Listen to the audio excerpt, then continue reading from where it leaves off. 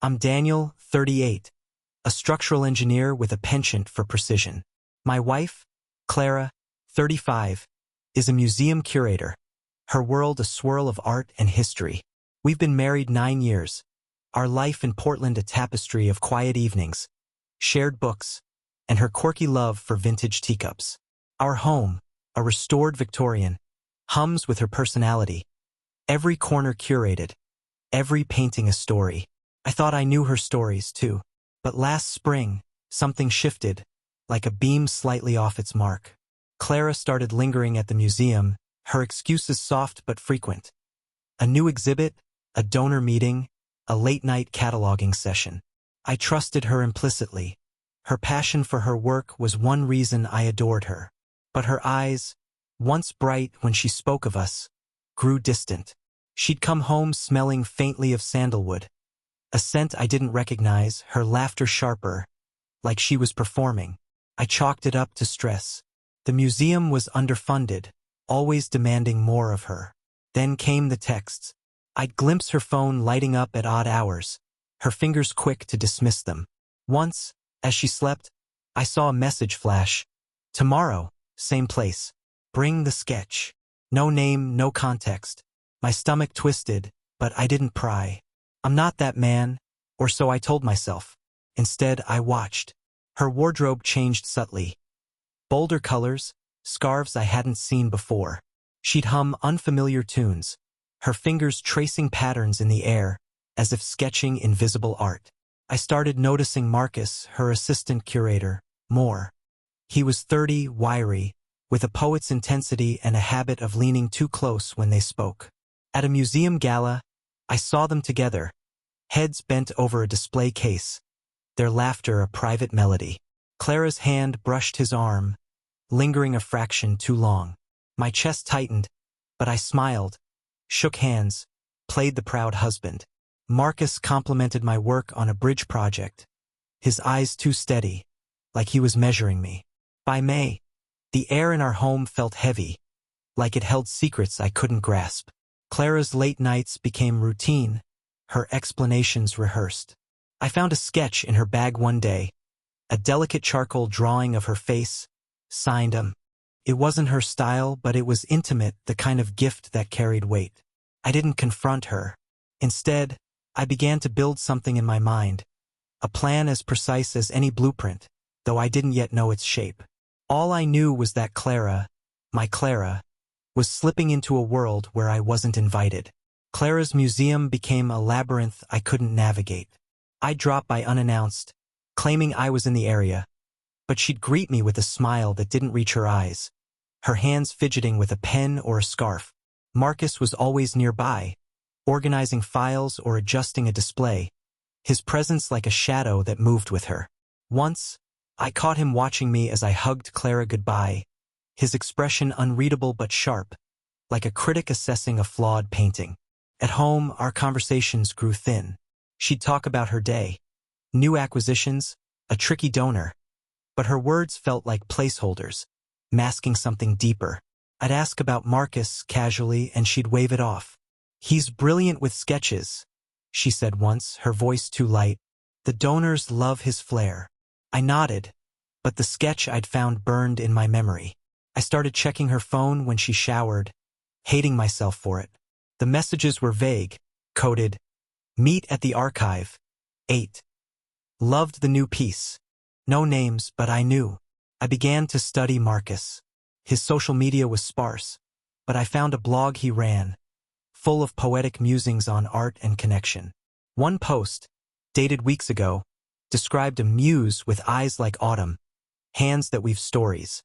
Clara's eyes are hazel, her hands always moving when she talks. My jaw clenched as I read it, the words a violation of something sacred. I didn't confront her. I needed evidence, something undeniable. I installed a tracking app on her phone, hidden in a system update. It felt like betrayal, but her secrets justified it. The app showed her at the museum most nights, but sometimes at a cafe downtown, a place we'd never been together. I went there once, sat in a corner and watched. She arrived with Marcus, their heads close over a notebook, her laughter bright in a way I hadn't heard in months. They didn't touch, but their ease, their shared rhythm, was worse than any embrace. I started losing sleep, my mind drafting scenarios. Was it just art, a collaboration? Or was Marcus her confidant, her escape? The sandalwood scent clung to her coats now, and I found a receipt for a hotel bar in her purse, dated a night she'd claimed to be at the museum. I didn't ask about it. Instead, I began to sketch my own design, not of bridges but of consequences. I'd always been methodical, patient. Whatever Clara and Marcus were building, I'd dismantle it, piece by piece, with a precision they'd never see coming. For now I watched, gathered, waited. The truth would surface, and when it did, I'd be ready to balance the scales. The museum hosted an exhibit opening in June, a showcase of local artists. Clara was radiant, her navy dress catching the light as she mingled with donors. I stood by her side, the dutiful husband, but my eyes tracked Marcus. He moved through the crowd, charming, his sketches displayed alongside the main pieces. One drawing stopped me cold. A woman's silhouette, unmistakably Clara's, her scarf flowing like a river. The placard read, "Muse, Untitled." Guests murmured about its intimacy, its raw connection. I felt like I'd been punched. Clara noticed me staring. "Marcus has talent, doesn't he?" she said, her voice breezy. I nodded, my throat tight. That night, she came home late, claiming a cleanup crew needed supervision. The tracking app told a different story. She'd been at that cafe again, then a residential address I didn't recognize. I drove there the next day, a loft building downtown, artsy and upscale. Marcus's name was on the buzzer. My hands shook as I stood there, imagining her inside, laughing, sketching, sharing parts of herself I thought were mine. I didn't ring the bell. Instead, I went home and searched her office, a small room off our kitchen. Behind a stack of catalogs, I found a locked box. I picked the lock, years of tinkering with tools made it easy. Inside were letters, handwritten, from Marcus. They weren't explicit, but they were devastating. "Your presence lights the canvas," one read. "Every line we draw together feels like a secret kept." There were sketches, two Clara's hands, her profile, each one a love letter in charcoal. I sat there, the box open, my world unraveling. I started tailing her. Discreetly, I'd park near the museum, watch her leave with Marcus, their steps in sync. They'd go to the cafe, the loft, once a park where they sat on a bench, sketching side by side. It wasn't physical, not that I saw, but it was worse. An emotional affair, a betrayal of her heart. She was giving him the parts of her I cherished most. Her creativity, her spark, her secrets. I began to plan. Revenge wasn't enough. It had to be art, a masterpiece of consequence. I contacted an old friend, Lena, a private investigator with a knack for digging deep. I gave her Marcus's name, the loft address, everything.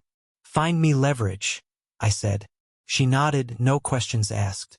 Meanwhile, I kept up appearances, cooking Clara's favorite meals, asking about her day. She'd smile, oblivious, while I built my blueprint. The museum's next exhibit, a major fundraiser, was weeks away. It would be my stage. Whatever Clara and Marcus thought they had, I'd expose it, dismantle it, and leave them with nothing but the ruins of their betrayal. Lena worked fast. Within days, she had a dossier on Marcus. He was ambitious, talented, but reckless. Debts from art school, a history of short, intense relationships, and a side hustle selling sketches online, some questionably sourced. He'd been cozying up to museum donors, pitching private commissions, which violated his contract. Lena even found emails between him and a donor, hinting at exclusive access to Clara's curatorial insights for a price. It wasn't just betrayal of me. Marcus was using Clara, leveraging her reputation for his gain. I felt a strange relief. This wasn't love, it was opportunism. But Clara's role stung deeper. She wasn't innocent. She'd chosen this, shared her soul with him, let him sketch her essence. I kept the dossier hidden, my plan taking shape. The museum's fundraiser was a black tie event, a chance to impress wealthy patrons. Clara was consumed with preparations, unaware I was designing something far grander. I started planting seeds. I accidentally left a museum catalog open to Marcus's sketch of Clara on our coffee table. She saw it, froze, then laughed it off. "Just an artist's whim," she said. I smiled, said nothing. I began to mirror her distance, staying late at my office, claiming deadlines. She didn't question it, her focus elsewhere. I used those nights to meet Lena, refining my strategy. We dug into the museum's finances, finding irregularities tied to Marcus's projects. Small sums funneled to an account Lena traced to him. I also reached out to a contact at a local gallery, a rival of the museum. I fed them anonymous tips about Marcus's side deals, knowing they'd spread the word. Gossip in the art world is a wildfire, and I wanted it smoldering before I struck. Meanwhile, I watched Clara unravel. She was distracted, snapping at small things, her sandalwood scent now a constant. Once, I overheard her on the phone, whispering, "We need to be careful." My blood boiled, but I stayed calm, my blueprint nearly complete. The fundraiser was my deadline. I'd expose Marcus's schemes publicly, humiliate him, and force Clara to face her choices. But it wasn't enough. I wanted her to feel the betrayal's weight, to lose something irreplaceable, just as I had. I began to design a final piece. A gesture so cruel, so precise, it would shatter her world as she'd shattered mine. I wouldn't just reveal their affair. I'd make her complicit in Marcus's downfall, taint her reputation, her passion. The museum, her sanctuary, would become her cage. As the event neared, I felt a cold clarity. Clara thought she was painting a new life with Marcus. She didn't know I was the architect of its collapse. The fundraiser was days away, and our home felt like a stage set, every interaction rehearsed. Clara was a whirlwind, coordinating caterers, curating displays, her phone buzzing with Marcus's coded texts. I played my part, supportive, oblivious, while finalizing my plan. Lena had uncovered more. Marcus had sold a donor a lost sketch. One Clara had authenticated, but it was a forgery. The donor was furious, ready to sue. I had my lever. I visited the museum, feigning interest in Clara's work. Marcus was there, adjusting a frame, his smirk subtle but unmistakable. I mentioned the donor's complaint casually, watching his face. He paled, muttered something about a mix-up, and excused himself. Clara, nearby, didn't hear, but I saw her glance at him, a flicker of worry in her eyes. I left, satisfied. The cracks were forming. At home, I found another letter in Clara's box, this one bolder. "When we're free, we'll create something eternal." Free. The word cut deep. She wasn't just sharing art. She was planning a future without me. I locked the box, my resolve hardening. I met Lena that night, finalizing the reveal. She'd hacked Marcus's email, found proof of his forgeries, and linked them to Clara's approvals. It wasn't her fault. She trusted him, but it looked damning. I'd project the emails on the fundraiser's big screen, mid-event, with a slideshow of Marcus's sketches, Clara's face central. The art world would gasp. Her career would teeter. But the cruelest part was personal. Clara's teacup collection, her pride, was displayed in our dining room. Each cup held a memory, our trips, her mother's heirlooms. I'd destroy it, not with a hammer, but with precision. I'd replace one cup, her favorite, with a forgery, identical but worthless, and reveal it to her after the fundraiser, when she was raw from the public fallout. She'd see her passion, art, authenticity, turned against her, a mirror of her betrayal. The night before the event, Clara came home late, her scarf askew, sandalwood heavy. She kissed my cheek, murmured about stress, and went to bed. I sat up, staring at her teacups, the dossier, my laptop open to the slideshow. The museum would be packed, donors, critics, Clara's world. I'd expose Marcus, tarnish her, and leave her to face the wreckage. The revenge felt right, cold, like a perfectly balanced equation. As dawn broke, I finalized the files, my heart steady. Clara thought she'd found freedom in Marcus's sketches. Tomorrow, I'd show her the cost of her canvas, and it would be a masterpiece of pain. The fundraiser was a glittering affair, the museum's grand hall aglow with chandeliers and anticipation. Clara, in a crimson gown, floated among donors, her smile a mask I now saw through. I wore a tailored suit, my laptop tucked in a briefcase, the slideshow ready. Marcus was there, all charm, his sketches displayed prominently. Guests fawned over Muse, untitled, Clara's silhouette drawing, whispering about its intimate genius. My stomach churned, but I shook hands, played the proud husband, my plan a silent pulse beneath the surface. Lena was in the crowd, posing as a donor's assistant, her phone synced to the projector system. She'd hacked the controls, ensuring my slideshow would interrupt Clara's keynote. I mingled, watching Marcus lean close to a patron, his eyes darting to Clara. Their glances were subtle, a secret choreography, but I caught every step. Clara took the stage, her voice warm as she spoke of art's power, the museum's future.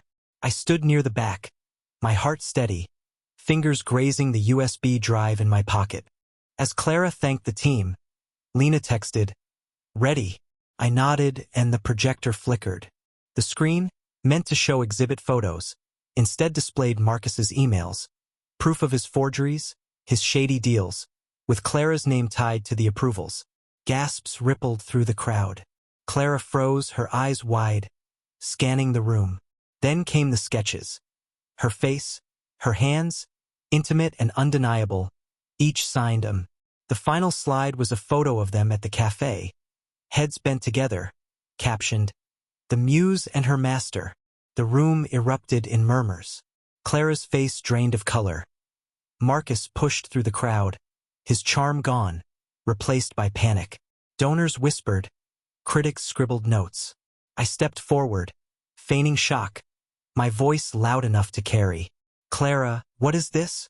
Her eyes met mine, pleading, but I turned away, letting the crowd's judgment swallow her. Marcus tried to explain, stammering about artistic collaboration. But the evidence was damning. A donor, the one he'd swindled, stood, demanding answers. I slipped out, my work done. Lena met me in the lobby, her nod confirming the hack was untraceable. The art world would talk for weeks. Marcus's career was ashes, Clara's reputation teetering. But this was only the first blow. The teacup, the personal strike, waited at home. As I drove back, the city lights blurred, my mind sharp with what came next. Clara thought she could paint a new life with Marcus. I'd shown her the canvas was mine, and the next stroke would cut deeper into the heart of what she held dear. Clara didn't come home until dawn. I sat in our living room, the teacup collection glinting in the lamplight, her favorite, a delicate porcelain piece from our Paris honeymoon, replaced with the forgery I'd commissioned. It was flawless to the eye, but worthless, a lie in plain sight. When she walked in, her eyes were red, her gown crumpled. She dropped her purse, stared at me, and whispered, "You knew." I didn't deny it. The sketches were hard to miss, I said, my voice even. She sank onto the couch, her hands trembling. "It wasn't what you think," she said. "Marcus and we were creating, dreaming. It was art, Daniel, not—" She stopped, unable to name it. I let the silence grow heavy, accusing. "You shared yourself with him," I said. "Your heart, your secrets. You left me out." Her lips parted, but no defense came. She knew the truth in my words. She tried to explain. Marcus's talent, their late-night talks, the sketches as a gift. But each word was a brick in the wall between us. I stood, walked to the teacup display, and picked up the forged cup. "This," I said, holding it up, "is what you've done. You traded something real for something fake." Her eyes widened, confused, but I set the cup down, not yet revealing its secret. That would come later when it would hurt most. She begged me to talk, to understand, but I was done listening. I told her I needed space, left her sitting there, and checked into a hotel. My phone buzzed with her texts. "Apologies, please," but I ignored them. Lena called, reporting the fallout. Marcus had been fired, the museum board was investigating Clara, and the donor was suing. The art world's gossip machine churned, painting Clara as complicit, Marcus as a fraud. I felt no joy, only a cold satisfaction. The public blow had landed. The private one was next. I spent the day planning. The teacup was symbolic, but I wanted more. A final act to sever Clara's connection to her passion. I contacted a collector, a rival curator Clara despised, and offered to sell her collection piece by piece, anonymously. The irony was perfect. Her treasures, scattered to someone she loathed, her legacy dismantled. I'd tell her about the forged cup after. Let her see her betrayal reflected in her most cherished possession. As I stared out the hotel window, Portland's skyline sharp against the sky, I felt the weight of my design. Clara had built a world with Marcus. I'd make sure hers crumbled, leaving only the truth of her choices. The collector, Evelyn, was a vulture in silk, her gallery a rival to Clara's museum. I met her at a discreet cafe, posing as a broker liquidating a private collection. I showed photos of Clara's teacups, each one a story, a memory, and Evelyn's eyes gleamed. "Exquisite," she purred, naming a price that would have made Clara weep. I agreed, stipulating anonymity. "They'll be gone by week's end," Evelyn said, her smile predatory. I nodded, imagining Clara's face when she learned her treasures were in Evelyn's hands. Back at the hotel, I monitored the fallout. The museum suspended Clara pending an audit, and Marcus had vanished, his loft empty, his blog offline. Social media buzzed with speculation. Curators of Fair Ruins exhibit. Fraud at the top. Clara's name was tarnished, her passion now a punchline. I felt a pang. 9 years of love didn't vanish easily, but her betrayal justified every step. She'd chosen Marcus's sketches over our life. I'd make her feel that loss in her bones. I returned home, the house quiet, Clara's scarf on the floor. She'd left a note. "I'm at my sister's. Please, let's talk." I crumpled it, my focus on the teacups. I packed them carefully, saved the forgery, and delivered them to Evelyn's courier. The real Paris cup I kept, a final piece for my plan. I'd show it to Clara, prove its authenticity, then reveal the forgery in its place. A metaphor for her betrayal, a wound only she'd understand. Lena called with an update. The donor's lawsuit named Clara, claiming she'd knowingly endorsed Marcus's fakes. It wasn't true, but the optics were brutal. Clara's career, her identity was unraveling. I thanked Lena, then prepared the next phase. I'd invite Clara home, stage a reconciliation, and deliver the final blow. The teacup reveal would be personal, but I wanted one more public sting. I tipped a local art blog about Evelyn's acquisition, hinting at a disgraced curator's collection. The post went live hours later, vague but damning, ensuring Clara's peers would whisper. That night, I texted Clara, "Come home tomorrow. We need to talk." She replied instantly, grateful, desperate. I didn't respond. I sat with the real Paris cup, its delicate rim a reminder of our honeymoon. Her laughter in a cafe, her hand in mine. That Clara was gone, replaced by someone who'd traded our vows for sketches and secrets. My revenge wasn't just about pain. It was about truth. She'd see her choices reflected in the forgery, in the loss of her collection, in the ruins of her world. As I set the cup down, the house felt like a blueprint nearing completion. Every line precise, every angle sharp with intent. Clara arrived at noon, her eyes hollow, her hair pulled back like she was bracing for a storm. The house smelled of coffee I'd brewed, a gesture to soften the stage. She sat across from me, her hands clasped, and started talking. Apologies, explanations, how Marcus understood her in ways I couldn't. It was never physical, she insisted, her voice breaking. It was about creating, about feeling alive.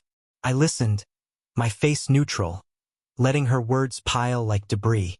You felt alive by shutting me out, I said, not a question.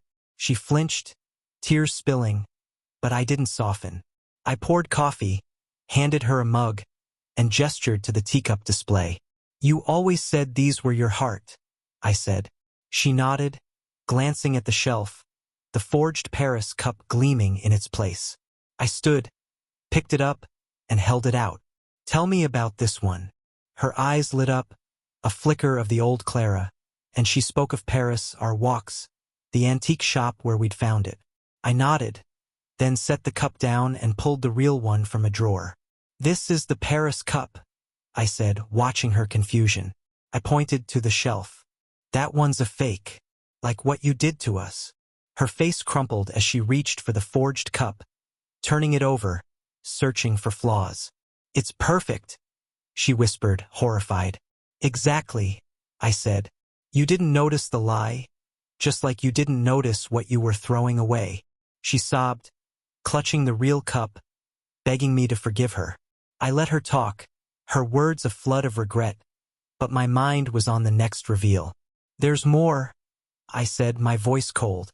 I opened my laptop, showed her the art blog's post about Evelyn's acquisition. "Your collection's gone," I said. "Evelyn has it. Every piece." Clara gasped, her hand flying to her mouth. "You sold them?" she whispered. I didn't answer, letting the silence confirm it. Her teacups, her stories, were now props in her rival's gallery, a betrayal as sharp as hers. She stood, shaking, and asked why. "Because you broke us," I said. "You gave Marcus your heart, your art. I took what you loved most." She sank to the floor, the real cup in her hands, her world collapsing. I walked out, leaving her with the wreckage. The forgery, the sale, the public shame, they were my design, each piece slotted perfectly. But I wasn't done. One final act waited, something to ensure Clara and Marcus would never rebuild. As I drove to the hotel, my blueprint felt alive, its lines converging on a point of absolute ruin. I spent the next day tying loose ends. Evelyn confirmed the teacups were displayed in her gallery, a plaque hinting at their mysterious origin. The art blog's post had spread, critics speculating about Clara's fall. The museum's audit was closing in, the lawsuit gaining traction. Clara's texts flooded my phone. Please, anger, despair. But I didn't reply. Marcus, I learned, had fled to Seattle, but I wasn't letting him escape. My revenge needed both to feel its weight. Lena tracked Marcus's new address, a cheap apartment near an art co-op. I had one last card. His sketches, the ones he'd sold illegally, were tied to a digital signature Lena found in his cloud. I sent the evidence anonymously to the co-op, ensuring his fresh start would crumble. He'd be blacklisted, his talent worthless in a world that now saw him as a fraud. It was surgical, impersonal, but it satisfied me. He'd used Clara, betrayed her trust as she'd betrayed mine. His ruin was collateral but necessary. For Clara, the final act was intimate. I returned home, knowing she'd be there, broken but clinging to hope. She was in the living room, the forged cup on the table, her eyes swollen. "I'll fix this," she said, her voice raw. "I'll get the teacups back, rebuild my name." I shook my head, sitting across from her. "You can't," I said. "The museum's done with you." Evelyn's gloating. "And Marcus? He's gone, starting over without you." Her face twisted, realizing he'd abandoned her. I leaned forward, my voice low. "You thought you could create a new world with him, but you destroyed ours. Now you'll live with nothing. No career, no collection, no us." I stood, placing a folder on the table, divorce papers prepared days ago. "Sign them," I said, "or I'll leak more, your emails, your late-night meetings. The art world will bury you deeper." It was a bluff, but she didn't know that. Her hands shook as she opened the folder, tears falling. I walked to the door, pausing. "The Paris cup," I said, nodding to the real one. "Keep it. Let it remind you what you lost." I left, her sobs echoing behind me. The blueprint was complete. Marcus's career, Clara's passion, their shared dream, all dismantled with precision. I felt no triumph, only a hollow clarity. My life with Clara was gone, but I'd rebuilt myself in the act of tearing them down. As I drove away, Portland's rain streaked the windshield, washing the past clean. My revenge was a masterpiece, cruel and perfect, leaving them with nothing but the echoes of their betrayal. The weeks after I left Clara were a blur of routine and resolve. I moved into a sleek apartment downtown, its minimalist lines a contrast to our cluttered Victorian home. My work as an engineer kept me grounded. Bridges don't lie, unlike people. Clara's texts stopped, replaced by silence, but Lena kept me updated. The museum's audit had cleared Clara of fraud but cited negligence, a stain she couldn't erase. She'd taken a low-level job at a community gallery, a far cry from her curatorial throne. Her reputation, once luminous, was now a footnote in art world gossip. Marcus, in Seattle, was unraveling. The art co-op had rejected him after my anonymous tip exposed his forged sketches. Lena found posts on obscure forums where he ranted about betrayal, never naming Clara but hinting at a muse who'd ruined him. I felt a grim satisfaction. He'd used her, but she'd chosen him, and now they both carried the weight of my design.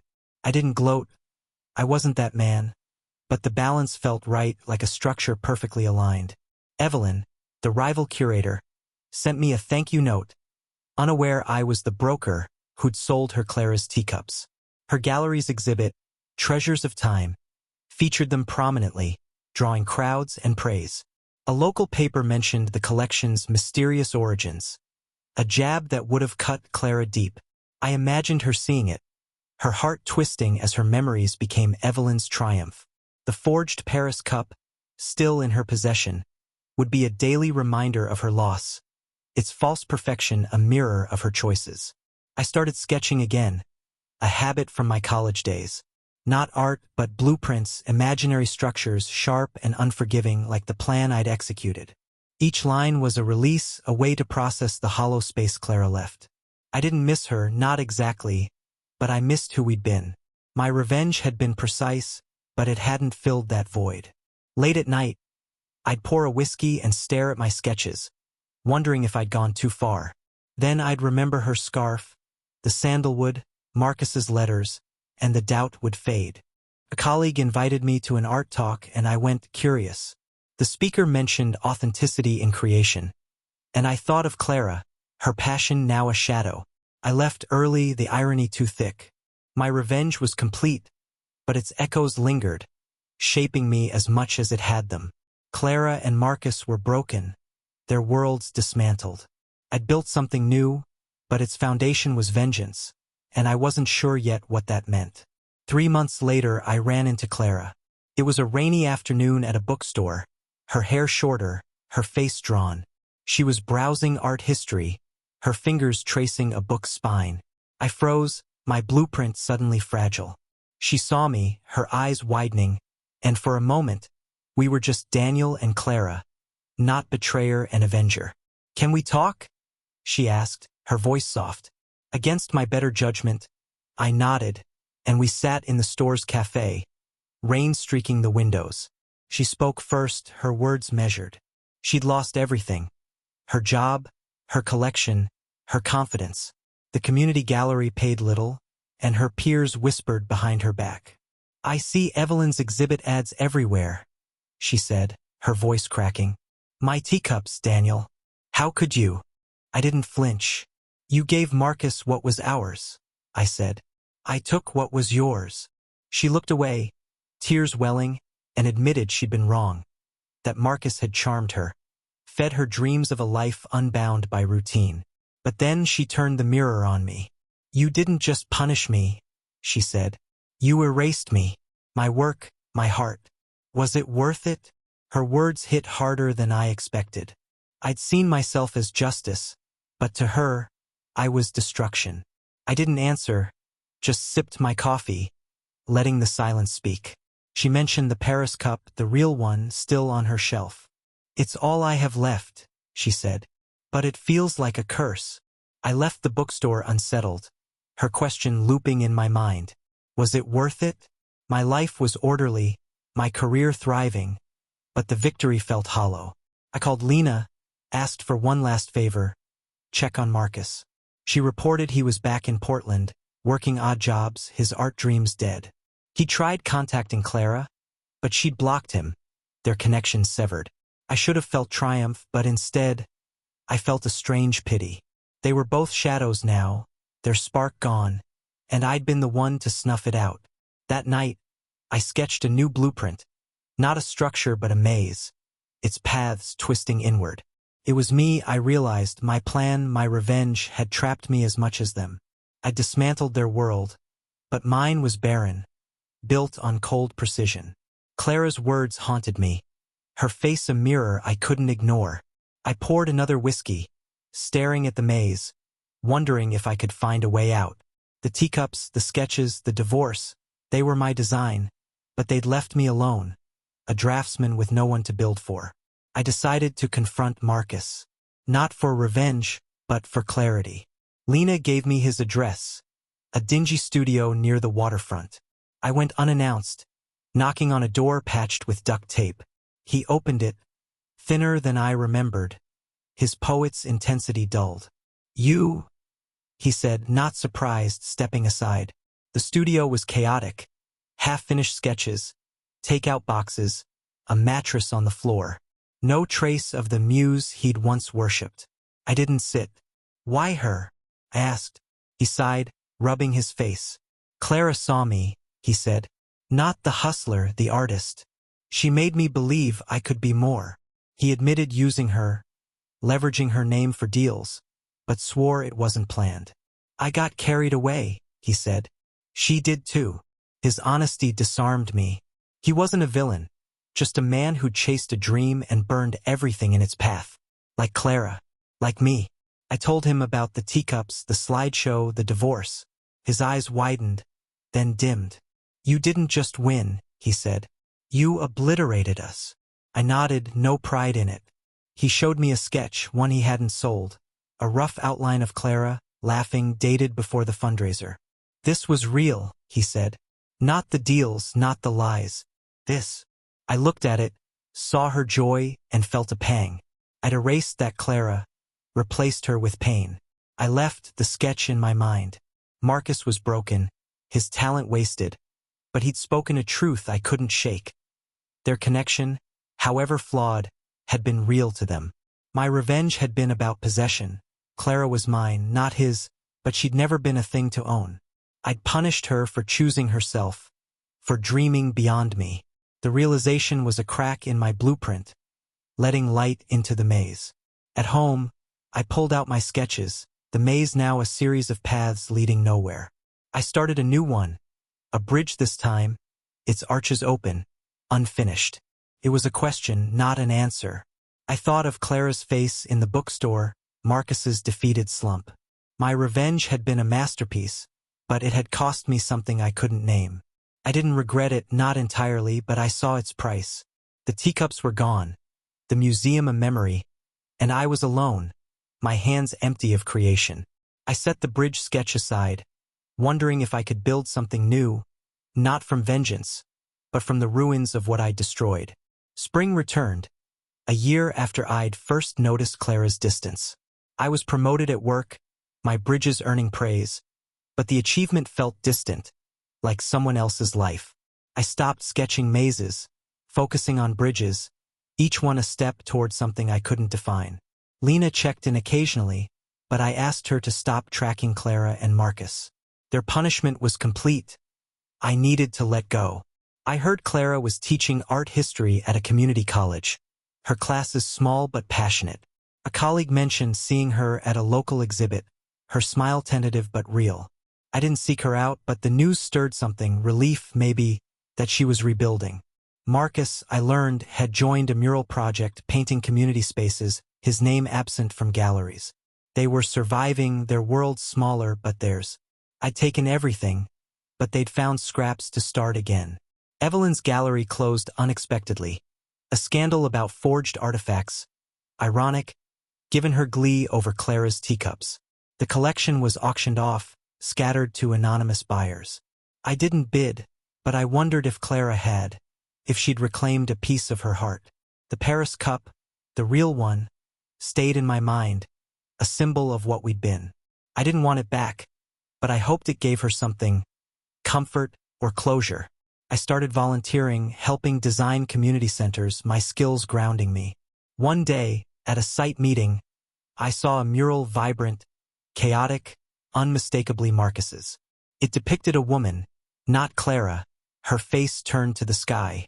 I stood there, rain dampening my coat, and felt a strange peace. He was creating again not for glory, but for himself. My revenge had broken him, but it hadn't erased him. Maybe that was enough.